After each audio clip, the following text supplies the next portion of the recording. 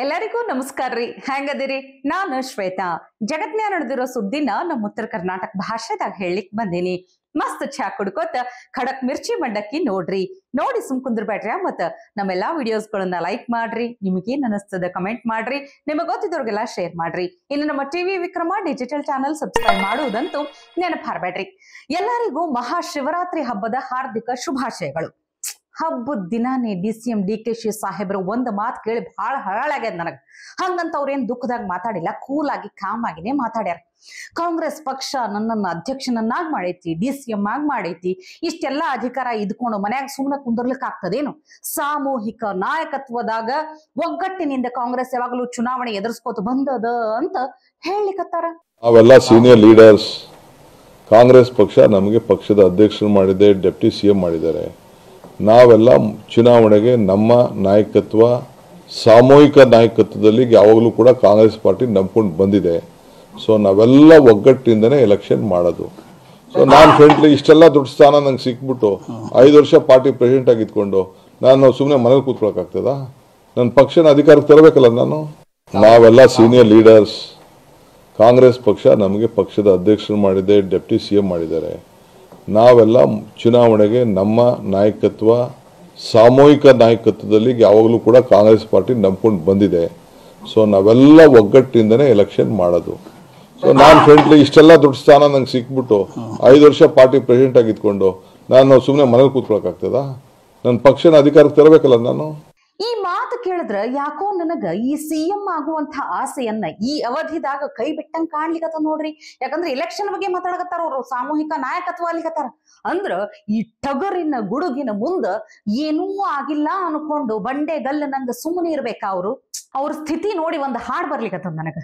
ಹೊಸ ಸರ್ಕಾರ ಸೊಗಸೆಂದುಕೊಂಡೆ, ಈ ಮನೆಗೆ DCM ಆಗಿ ಬಂದೆ, CM ಆಗೋ ಹೊಸ ಆಸೆ ಕಂಡೆ, ಕಡೆಗೆಲ್ಲ ಕನಸಾಗಿ ನೊಂದೆ.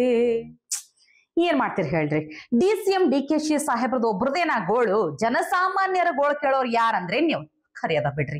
ಅಲ್ಲ, ಅದ್ರಾಗ ರಾಜ್ಯ ಸರ್ಕಾರ ಎಲ್ಲೆಲ್ಲಿ ಸಾಧ್ಯ ಐತಿ, ಹೆಂಗ ಸಾಧ್ಯ ಐತಿ, ಎಲ್ಲಾ ರೀತಿಲಿಂದು ತೆರಿಗೆ ಮೂಲಕ, ಶುಲ್ಕದ ಮೂಲಕ ವಸೂಲಿ ಮಾಡ್ಲಿಕ್ಕೆ ಮುಂದೆ ನಿಂತು ಬಿಟ್ಟಾರ.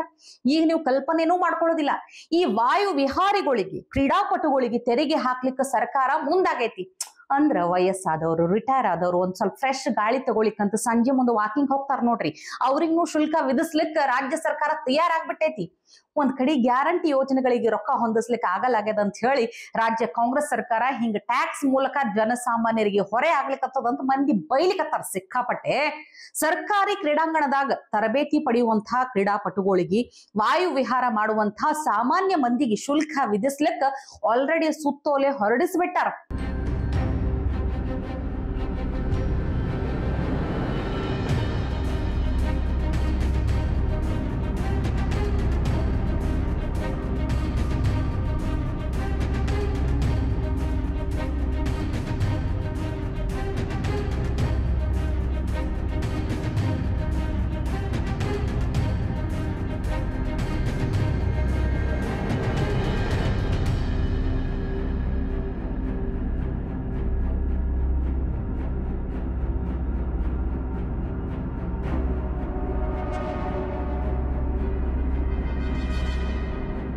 ಇದೇ ಮಾರ್ಚ್ 1ರಿಂದ ಇಡೀ ರಾಜ್ಯಾದ್ಯಂತ ಇದು ಜಾರಿಗೂ ಬರ್ತದಂತ.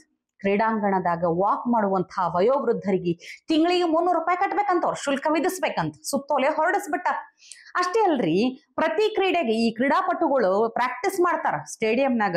ಪ್ರತಿ ಕ್ರೀಡಾಪಟುಗಳಿಗೆ ಒಂದೊಂದ್ ರೀತಿ ಶುಲ್ಕ ಅಂತ. ರಾಜ್ಯ, ರಾಷ್ಟ್ರ, ಅಂತಾರಾಷ್ಟ್ರೀಯ ಮಟ್ಟದಾಗ ಸ್ಪರ್ಧಿಸಿ ನಮ್ಮ ರಾಜ್ಯಕ್ಕೆ ಕೀರ್ತಿ ತರುವಂತಹ ಕ್ರೀಡಾಪಟುಗಳಿಗೆ ಖರೆ ಹೇಳ್ತೀನಿ, ಉಚಿತ ತರಬೇತಿ ವ್ಯವಸ್ಥೆ ಮಾಡ್ಬೇಕು. ಉಚಿತ ಕೊಡೋದಂತೂ ಬಿಡ್ರಿ, ಈ ಕ್ರೀಡಾಂಗಣ ನಿರ್ವಹಣೆ ಮಾಡ್ಲಿಕ್ಕೆ ಸರ್ಕಾರದ ಬಳಿ ರೊಕ್ಕಿಲ್ಲ, ಹಿಂಗಾಗಿ ಫ್ರೀ ತರಬೇತಿ ಅಂತೂ ಕೊಡುದಿಲ್ಲ. ಹೊಳ್ಳೆ ಶುಲ್ಕ ವಿಧಿಸ್ತಾರಂತ. ಕ್ರೀಡಾಪಟುಗಳಲ್ಲಿ ಅಭ್ಯಾಸ ಮಾಡ್ಬೇಕು, ಇಂಥದೊಂದು ಕ್ರೀಡೆ ಆಡ್ಬೇಕು, ಪ್ರಾಕ್ಟೀಸ್ ಮಾಡ್ಬೇಕಂದ್ರೆ ಶುಲ್ಕ ಕೊಡ್ಬೇಕಂತ. ಇದೆಲ್ಲ ನೋಡಿದ್ರ ನಾಳೆ ದಿನ ನೀವೇನರೇ ಮನೆಯಿಂದ ಹೊರಗ್ ಬರಬೇಕು ಅಂತಂದ್ರ ಸರ್ಕಾರಕ್ಕೆ ಟ್ಯಾಕ್ಸ್ ಕಟ್ಟಬೇಕು ಅಂತಂದ್ರೂ ಏನ್ ಆಶ್ಚರ್ಯ ಪಡ್ಲಿಕ್ಕೆ ಹೋಗ್ಬೇಡ್ರಿ, ಅಂತದ್ದು ಪರಿಸ್ಥಿತಿ ಬಂದ್ರು ಬರಬಹುದು. ಹಿಂಗ ಎಲ್ ಬೇಕಲ್ಲಿ ಟ್ಯಾಕ್ಸ್ ಹೊರಿಸೋದು, ಶುಲ್ಕ ವಿಧಿಸೋದು, ಎಲ್ ಬೇಕಲ್ಲಿ ಹೆಂಗ್ ಬೇಕ್ ಹಂಗ ರೇಟ್ ಹೆಚ್ಚು ಮಾಡಿದ್ರ ಮಂದಿ ಸುಮ್ನೆ ಇರ್ತಾರೆ, ಅವ್ರನ್ನು ಸಿಟ್ಟು ಬರೋದಿಲ್ಲೇನು? ಮೆಟ್ರೋ ಪ್ರಯಾಣ ದರ ಹೆಚ್ಚಳ ಮಾಡಿದ್ರ ನೋಡ್ರಿ, ಹಿಂಗಾಗಿ ಪ್ರಯಾಣಿಕರ ಸಂಖ್ಯೆದಾಗ ಬಹಳ ಇಳಿಕೆ ಆಗ್ಯದಂತ ವರದಿ ಆಗ್ಯದ. ಮತ್ತಿನ್ ಏನ್ರಿ, ಟೈಮ್ ಮನಿ ಎಲ್ಲ ರೊಕ್ಕ ಉಳಿತೈತೆ ಅಂತ ತಿರುಗಾಡ್ತಿದ್ರು ಮೆಟ್ರೋದಾಗ, ನಿಂದ್ರಲಕ್ ಜಾಗ ಇಲ್ಲ ಅಂದ್ರೂ ಹೋಗ್ತಿದ್ರು. ಆದ್ರೆ ಈಗ 6 ಲಕ್ಷಕ್ಕಿಂತ ಜಾಸ್ತಿ ಪ್ರಯಾಣಿಕರು ಬೇರೆ ಬೇರೆ ಸಾರಿಗೆಗಳನ್ನ ಆಶ್ರಯಿಸ್ಲಿಕ್ಕತ್ತಾರ ಅಂತ ಹೇಳ್ಲಿಕ್ಕತ್ತಾರ. ನೋಡಿದ್ರ ಅಂದ್ರ ಸಂಖ್ಯಾ ಪ್ರಕಾರ ನೋಡ್ಲಿಕ್ಕೆ ಹೋದ್ರ ಅಂದ್ರ ಈ ದರ ಏರಿಕೆಯಿಂದ ಮಂದಿ ಸಿಕ್ಕಾಪಟ್ಟೆ ಸಿಟ್ಟಿಗೆದ್ದು ಬಿಟ್ಟಾರ. ಕೆಲವು ನಿಲ್ದಾಣಗಳ ನಡುವೆ ಏನೋ ರೇಟ್ ಕಡಿಮೆ ಮಾಡ್ಲಿಕ್ಕೆ ನೋಡಿದ್ರು, ಆದ್ರ ಪ್ರಯಾಣಿಕರ ಸಂಖ್ಯೆ ಮಾತ್ರ ಹೆಚ್ಚಾಗಿಲ್ಲ. ಸರ್ಕಾರದ ಈ ಬೆಲೆ ಏರಿಕೆ ನೀತಿಯಿಂದಾಗಿ ಕನ್ನಡಿಗರ ಸೆಡ್ ಹೊಡೆದು ನಿಂತು ಬಿಟ್ಟಾರ. ನಾವು ಇನ್ನು ಓಡಾಡೋದಿಲ್ಲ ಹೆಚ್ಚಿಗೆ ಅಂತ ಹೇಳಿ ಎಷ್ಟ್ರಿ ಯಾವ ಟೈಮಿಗೆ ನೋಡಿದ್ರು ಮೆಟ್ರೋ ಫುಲ್ ರಶ್ ಇರ್ತಿತ್ತು, ನಿಂದ್ರಲಕ್ನು ಜಾಗ ಇಲ್ಲಾರ್ದಂಗ. ಹೆಂಗ್ ಬೇಕ್ ಹಂಗ ರೇಟ್ ಹೆಚ್ಚಿಗೆ ಮಾಡಿದ್ರ ಮಂದ್ಯಾರ ಯಾಕೆ ಸುಮ್ಮನೆ ಬಿಡ್ತಾರ ಹೇಳ್ರಿ? ಹಿಂಗಾಗಿ ಮೆಟ್ರೋಗ ಟಾಟಾ ಹೇಳಲಿಕ್ಕತ್ತಾರ. ತುಂಬಿ ತುಳುಕ್ಲಿಕ್ಕತ್ತಿದ್ದಂಥ ಮೆಟ್ರೋ ರೈಲ್ಗಳಿಗೆ ಖಾಲಿ ಹೊಡಿಲಿಕ್ಕತ್ತಾವ. ಇನ್ನರೇ ನೀವು ಇದೆಲ್ಲಾ ಬದಿಗಿಟ್ಟು ಪ್ರಯಾಣ ದರನ ಇಳಿಸ್ರಿ ಅಂತ ಕೇಳ್ಕೊಳಿಕತ್ತಾರ. ನೋಡ್ರಿ, ಈ ಬೆಲೆ ಏರಿಕೆ ಬಿಸಿ ಅನ್ನೋದೈತಲ್ಲ, ಟ್ಯಾಕ್ಸ್ ಬರೇ ಆಗಿರ್ಬಹುದು, ಇದೆಲ್ಲ ಜನಸಾಮಾನ್ಯರಿಗೆ, ಸಾಮಾನ್ಯ ಮಂದಿಗೆ ಬಹಳ ಜಲ್ದಿ ತಟ್ಟತದ. ಅದರಾಗೂ ಮಧ್ಯಮ ವರ್ಗದವ್ರಿಗಂತೂ ದೊಡ್ಡ ಹೈರಾಣ ಅನ್ಕೋರಿ ನೀವು. ಆದ್ರ ದಿನ ಕಳೆದಂಗ ದೊಡ್ಡವರಿಗೂ ಇದ್ರ ಬಿಸಿ ಒಂದಲ್ಲ ಒಂದು ರೀತಿಲಿಂದ ತಟ್ಟದ ಅನ್ಲಿಕ್ಕೆ ಇಲ್ಲೊಂದು ಭಾರಿ ವಿಡಿಯೋ ಅದ. ಇಷ್ಟು ದಿನ CM ಸಿದ್ದರಾಮಯ್ಯನವರು ಕಾಕಾ ಪಾಟೀಲ್ಂಗು ಮಹದೇವಪ್ಪಂಗು ಅಂತ ಹೇಳಿ ಸಾಮಾನ್ಯ ಮಂದಿಗೆ ಏನದು ಫ್ರೀ ಅಂತ ಹೇಳಿದ್ದು. ಆದ್ರೆ ಈಗ ಎಲ್ಲದರ ರೇಟ್ ಜಾಸ್ತಿ ಆಗಿ ಎಷ್ಟು ಹೊಡೆತ ಬಿದ್ದೈತಿ, ಅದು ತಮ್ಮ ಮನೆಯಾಗೆ ಅದ್ರ ಬಿಸಿ ತಟ್ಟಿದ್ರೆ ಹ್ಯಾಂಗಿರ್ತೈತಿ ಅನ್ಲಿಕ್ಕೆ ಇಲ್ಲೊಂದು 5 ವಿಡಿಯೋ ನೋಡಿ ಬರ್ರಿ. ಅಭಿ ಆನೆ ಕೋ 80 ರೂಪಾಯಿ, ಜಾನೆ ಕೋ 80 ರೂಪಾಯಿ.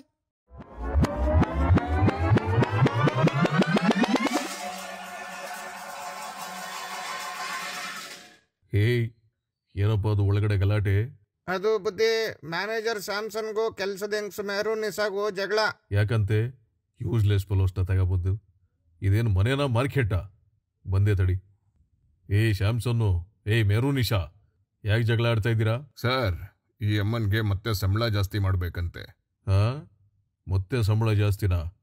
ಏಯ್ ಮೆಹರೂನಿಶಾ, ಮೊನ್ನೆ ತಾನೇ ನಿಂಗೆ ಜಾಸ್ತಿ ಮಾಡಿತ್ತಲ್ವಾ? ಮೊನ್ನೆ ನಕ್ಕು ಸರ್, ನೀವು ವಿರೋಧ ಪಕ್ಷದ ನಾಯಕರಾಗಿದ್ದಾಗ ಮಾಡಿದ್ದು. ಅಭಿ ನೀವು CM ಆದ್ಮೇಲೆ ಆ ಪಗಾರ್ನಲ್ಲಿ ಜೀವನ ಮಾಡೋಕೆ ಆಗ್ತಿಲ್ಲ ಸರ್. ಯಾಕಾಗ್ತಾ ಇಲ್ಲ? ನೀವು ವಿರೋಧ ಪಕ್ಷದ ನಾಯಕರಾಗಿದ್ದಾಗ ಹಾಲಿನ ರೇಟು ಎಷ್ಟಿತ್ತು ಮಾಲೂಮ? 42 ರೂಪಾಯಿ ಇತ್ತು, ಇವಾಗ 56 ರೂಪಾಯಿ ಆಗೈತೆ. 100 ರೂಪಾಯಿ ಇದ್ದಿದ್ದ ಅಡ್ಗೆ ಎಣ್ಣೆ ರೇಟು ಇವಾಗ 160 ರೂಪಾಯಿ ಆಗೈತೆ. ದಿನ ಮೆಟ್ರೋದೊಳಗೆ ಹೋಗಿ ಬರೋಕೆ 40 ರೂಪಾಯಿ ಸಾಕಾಗ್ತಾ ಇತ್ತು. ಅಭಿ ಆನೆಕೋ 80 ರೂಪಾಯಿ, ಜಾನೆಕೋ 80 ರೂಪಾಯಿ. ಇನ್ನ ತರಕಾರಿ, ಚಿಕನ್ನು, ಮಟನ್ನು, ಫಿಶ್ ರೇಟು ಕೇಳಲೇಬೇಡಿ, ಬಹುತ್ ಮೆಹಂಗಾ ಸಾಬ್, ಬಹುತ್ ಮೆಹಂಗಾ. ಮೆಟ್ರೋದಾಗ ಯಾಕೆ ಬತ್ತೀಯ? ಬಸ್ಸು ಪ್ರೀತಾನೆ, ಅದರಲ್ಲಿ ಬರ್ಬೇಕು ನೀನು. ಸರ್, ಪಹಲೆ ತುಮ್ ವಿರೋಧ ಪಕ್ಷದಲ್ಲಿದ್ದಾಗ ನಮ್ಮ ಏರಿಯಾದೊಳಗೆ 10 ಬಸ್ಸು ಓಡಾಡ್ತಾ ಇತ್ತು. ತಬ್ ತುಮ್ CM ಆದ್ಮೇಲೆ ಹಮಾರ ರೂಟ್ ಒಳಗೆ 2 ಬಸ್ಸು ಅಷ್ಟೇ ಇರೋದು. ಇಸ್ಲಿಯೇ ಮೈನೆ ಮೆಟ್ರೋ ಪಕಡ್ಲಿಯಾ ಸಾಬ್. ಅಭಿ ಅದ್ರದ್ದು ರೇಟು ಜಾಸ್ತಿ ಮಾಡ್ಬಿಟ್ರಿ ನೀವು. ಏಯ್, ಕತೆಗೀತೆ ಹೊಡಿಬೇಡಮ್ಮ ಇಲ್ಲಿ. ನಿಂಗೆ ಗೃಹಲಕ್ಷ್ಮಿದು ತಿಂಗಳ ದುಡ್ಡು ಬರಲ್ವಾ? ಅನ್ನ ಬಗ್ಗೆದ್ದು ಅಕ್ಕಿದು ದುಡ್ಡು ಬರಲ್ವಾ? ನಕ್ಕೋ ಸರ್, ಗೃಹಲಕ್ಷ್ಮಿದು ದುಡ್ಡು ಬರೋದು ನಿಂತೋಗ್ಬಿಟ್ಟು 8 ತಿಂಗಳಾಯ್ತು. ಅನ್ನ ಭಾಗ್ಯದು ಅಕ್ಕಿ ದುಡ್ಡು ನಿಂತೋಗ್ಬಿಟ್ಟು 1 ವರ್ಷ ಆಯ್ತು. ಇನ್ನು ನಮ್ದು ಬೇಟ ಯುವ ನಿಧಿದು ಅರ್ಜಿ ಹಾಕಿತ್ತು, ಅದಕ್ಕೆ ಇನ್ನ 1 ಪೈಸಾನೂ ಬಂದಿಲ್ಲ. ಬೇಕಿದ್ರೆ ನಂದು ಪಾಸ್ಬುಕ್ ನೋಡಿ ಸರ್. ಇದೇನಪ್ಪ ಇದು, ಎಲ್ಲ ನನ್ನ ಬುಡಕ್ಕೆ ಗೊತ್ತೈತೆ. ಹ್ಞೂ, ಸರಿ ನಡಿ ನೀನು ಆಮೇಲೆ ಮಾತಾಡೋದ ನಡಿ. ನೋಡ್ರಿ, ಈ ಸ್ವಾರ್ಥಿಗಳಿಗೆ ಸಮಸ್ಯೆಗಳು ಅಂದ್ರ ಬ್ಯಾರೆಯವ್ರ ಮನ್ಯಾಗ ಇರ್ಲಿ ಅಂತ ಬಯಸ್ತಾರ, ಇದ್ರ ಚಂದ. ಅದು ಬೆಂಕಿ ಬಾಜು ಮನ್ಯಾಗ ಬಿದ್ರೂನು ಅದರಿಂದ ಚಳಿ ಕಾಯಿಸ್ಕೊಳ್ಳುವಂತ ಮಂದಿರ್ತಾರ. ಸಮಸ್ಯೆ, ತೊಂದರೆ, ತ್ರಾಸ ಏನಿದ್ರು ಬಾಜು ಮನ್ಯಾನವ್ರಿಗೆ ಇರ್ಲಿ, ನಮಗ್ ಮಾತ್ರ ಆರಾಮಾಗಿರ್ಲಿ ಅಂತ ಅಂದ್ಕೊಳ್ಳೋರೆ ಜಾಸ್ತಿ.